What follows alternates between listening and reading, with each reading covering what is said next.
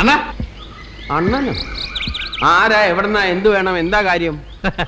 ലാസർ പാലയെന്ന് ഒരു കാപ്പ് ഓടിക്കണം, എന്റെ ഭാര്യ ഒന്ന് കാണണം. അണ്ണ അവളൊന്ന് വിളിക്കാമോ? ഒന്ന് വിളിയണ്ണ.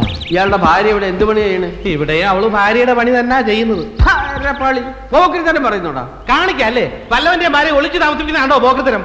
ഇവിടത്തെ കൊച്ചുമലയുടെ ഭാര്യയും കൊച്ചുമായിട്ട് താമസിക്കുന്നത് എന്റെ ഭാര്യയും കൊച്ചുവാ. കുഞ്ഞേ, നാത്തു സാറേ, ജയമോളെ ഓടി വരണേ.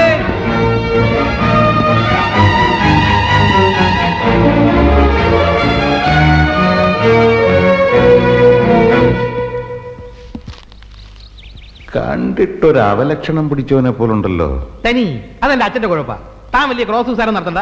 മര്യാദക്ക് എന്റെ ഭാര്യ കൊച്ചിനെ വിളി. താൻ ആരോടാണോ? ഉടക്കാൻ നിൽക്കണ്ട. ഡാഡി പറഞ്ഞ ശരിയാ. കണ്ടാലറിയാൻ ചെറ്റയാണെന്ന്. ഇവന്മാരായിട്ടൊക്കെ സംസാരിക്കും. നമ്മുടെ അന്തസ്സിനെ പറ്റിയതല്ല. നിന്നെ വിളിക്കാം. ജയേ, അവളെ വിളിച്ചേ. അവള് വരട്ടെ, അവള് വരട്ടെ. ഇറങ്ങി വാടി, ഇറങ്ങി വരാൻ. എടീ ദ്രോഹി, വഞ്ചകി, ചതിച്ചി, എവിടെയാണ് എന്റെ കൊച്ച്? എവിടെയാണ്? നിങ്ങൾ ആരാ? ഞാൻ ആരാണ് അറിയില്ലല്ലേടി. സൂക്ഷിച്ചു നോക്ക്. കോട്ടയം സെന്റ് മേരീസ് പള്ളിയിൽ 1990 ജനുവരി 9 മാതാവിനെ സാക്ഷി നിർത്തി നിന്നെ താലി കെട്ടിയ കോർപ്പറേഷൻ ക്ലർക്ക് ലാസറിന്റെ മുഖത്ത് നോക്കി നിങ്ങൾ ആരാണെന്ന് ചോദിക്കാൻ നിനക്ക് എങ്ങനെ ധൈര്യം വന്നടി? നിന്റെ ചാന്തിനും പൊട്ടിനും ക്യൂടെക്സിനും പോലും എന്റെ ശമ്പളം തികയില്ലെന്നും പറഞ്ഞ് നീ വിടവിട്ട് ഇറങ്ങിയപ്പോൾ പണത്തിനേക്കാൾ വലിയ വില സ്നേഹത്തിനുണ്ടെന്ന് മനസ്സിലാക്കി നീ എന്റെ വീട്ടിൽ തിരിച്ചു വരാൻ നാളെ പ്രതീക്ഷിച്ച് ആ പൂമുഖപ്പള്ളിയിൽ കഴിഞ്ഞ വെള്ളിയാഴ്ച വരെ നിനക്ക് വേണ്ടി ഞാൻ കാത്തിരുന്നു. നാട് മുഴുവൻ എന്നെ എന്റെ കുഞ്ഞിനെയും തേടി, സോറി, നിന്നെയും നിന്റെ കുഞ്ഞിനെയും തേടി ഇവിടെ കാണാൻ വന്നപ്പോ ഇത്ര ക്രൂരമായി നിങ്ങൾ ആരാണെന്ന് എന്റെ മുഖത്ത് നോക്കി നീ ചോദിക്കുന്നത് ഒരിക്കലും ഇവിടെ ചെവുക്കുറ്റി നോക്കി ഒരു ഒറ്റ എന്റെ നീനെ ശിക്ഷിക്കാൻ രക്ഷിക്കാനുള്ള അധികാരം എനിക്ക് മാത്രമാണ്. എവിടെ നമ്മുടെ കുഞ്ഞ്? ഒന്ന് കാണാനാണ് ഞാൻ ഓടി വന്നത്. Please please. എനിക്ക് ഇയാളെ അറിയാം. കോളേജിൽ വെച്ച് അന്ന് ഇയാളുടെ പേര് മണികണ്ഠൻ എന്നായിരുന്നു അല്ലേ? അതെ, അതിനുശേഷം നിന്നെ കല്യാണം കഴിക്കാൻ വേണ്ടിയല്ല ഞാൻ ജാതി മറി ലാസറായത്. വേറെ നല്ല പേരൊന്നും കിട്ടിയില്ലേ മോനെ? അയ്യോ, എല്ലാം കള്ളമാ. എനിക്ക് ഇങ്ങനെ ഒരു ഭർത്താവേ ഇല്ല. നീന ഇത്ര നീതിയാവരുത് നീ. നിങ്ങൾ കല്യാണം കഴിച്ചതിന് തെളിവ് വല്ലതും ഉണ്ടോ? ഉണ്ട്, മാരേജ് സർട്ടിഫിക്കറ്റ് ഉണ്ട്, ഞാൻ കാണിച്ചു തരാം. മതി മതി, മാരേജ് സർട്ടിഫിക്കറ്റ് മതി. അതിൽ കൂടുതൽ തെളിവ് നമുക്ക് വേണ്ടല്ലോ.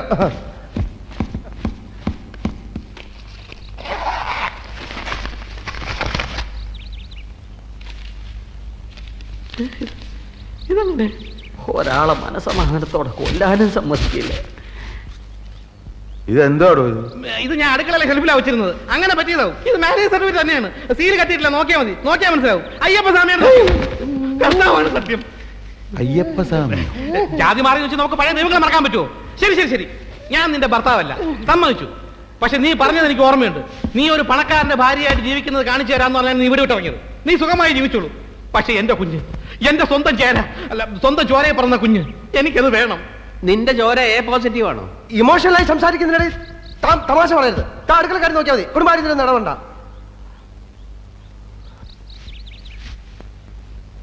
ശരി, കുഞ്ഞിനെ ഞാൻ തരാം. നിങ്ങൾ കുറെ നേരമായി കുഞ്ഞ് കൊച്ചെന്നൊക്കെ പറയുന്നുണ്ടല്ലോ. എന്താ കുഞ്ഞിന്റെ പേര്?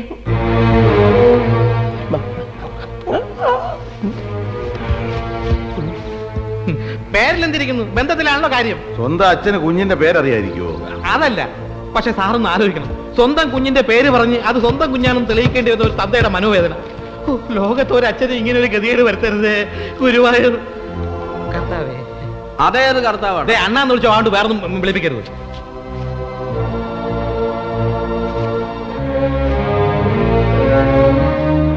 അപ്പം പേര് പറഞ്ഞ കുഞ്ഞിന് തരും. തരാം. എന്നാ കേട്ടോ, മേരി. മേരി എന്നുള്ള പേരിലൊരു കുട്ടി ഇവിടെ ഇല്ല. മേരി എന്നാണ് ഞാൻ വിളിക്കുന്നത്. എന്റെ കൊച്ചു എനിക്ക് സൗകര്യമുള്ള പേര് വിളിച്ചൂടെ? എന്താ കൊള്ളൂലേ ആ പേര്? നിങ്ങളോട് ചോദിച്ചത് ആ കുട്ടിയുടെ ശരിയായ പേരാണ്. ശരിയായ പേര് മുത്തു. പെൺകുട്ടികൾക്ക് ആരെങ്കിലും മുത്തു എന്ന് പേരിടൂടാ? ഇട്ടൂടെ നിയമമൊന്നുമില്ലല്ലോ. എന്റെ അമ്മയുടെ പേര് പീതാംബരൻ എന്നായിരുന്നു. നിന്നെ കണ്ടപ്പോഴേ എനിക്ക് തോന്നി നേരെ ചുവയുള്ള തന്തയ്ക്കും തള്ളയ്ക്കും ജനിച്ചല്ലെന്ന്. എനിക്കറിയാം, ഇവന്റെ അച്ഛന്റെ പേര് ഭവാനിയമ്മ എന്നാ അല്ലേ? മനുഷ്യ ഇവിടെ തീർന്നു നിൽക്കുമ്പോ കളിയാക്കല്ലേ. കുഞ്ഞിന്റെ പേരപ്പ തനിക്ക് അറിയില്ല.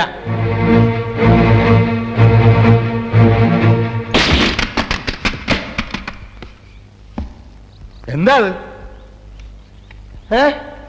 പിള്ളേർ ആവശ്യമില്ലാത്ത ഓരോ സാധനം ഓരോ സ്ഥലത്ത് കൊണ്ടുവയ്ക്കും. എന്റെ വായിക്കാത്ത കയറിയിരുന്ന് വിടുവിച്ചാലേ ശരിയാവും. ജയ പോലീസ് സ്റ്റേഷനിലേക്ക് ഒന്ന് ഫോൺ ചെയ്തിട്ട് എസ് ഓടിക്ക് വരാൻ പറ. ഇവനെ ഞാനിന്ന് ശരിയാക്കും.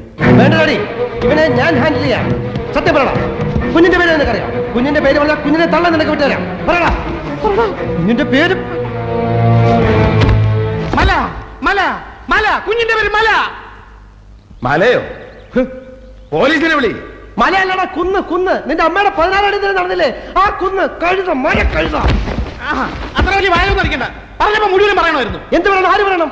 നീ പറയണമായിരുന്നു. കൊച്ചിന്റെ തന്തയായിട്ട് പിന്നെ നീയല്ലേ പറഞ്ഞു. അപ്പൊ കൊച്ചിന്റെ പേരും പറയണമായിരുന്നു. പച്ച കള്ളാടി, ഞാൻ ഇവരെ കണ്ടിട്ട് പോലുമില്ല.